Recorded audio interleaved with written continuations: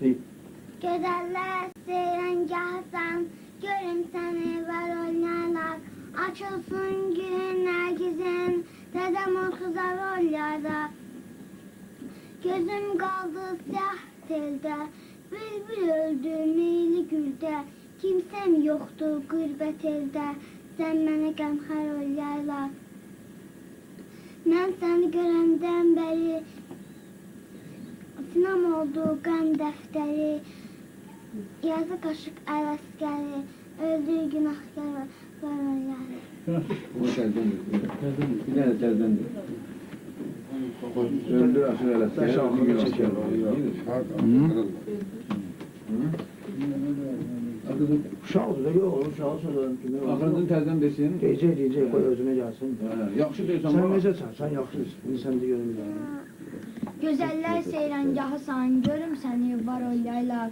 Açılsan gülün nərgizin, təzəm ruhuzar ol yaylaq. Gözüm qaldı siyah teldə, bülbül öldü meyli güldə. Kimsəm yoxdur qürbət eldə, sən mənə qəmxar ol yaylaq. Mən səni görəndən bəri, sinam oldu qəm dəftəri. Yazı qaşı gələskəri, öldür günahkar ol yaylaq. İnsan deyil. Gözüm qaldı siyah teldə, bülbül öldü meyli güldə.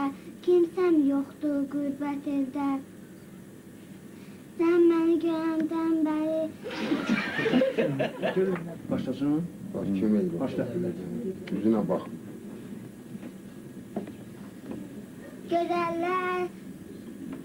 Gözəllər seyrəngahsan, görüm səni var ol yaylaq. Açılsın günün nərgizin, dəzəm urxuzar ol yaylaq. Gözüm qaldı siyah teldə, bülbül öldü meyli güldə. Kimsəm yoxdur qürbət eldə, sən məni görəndən bəri.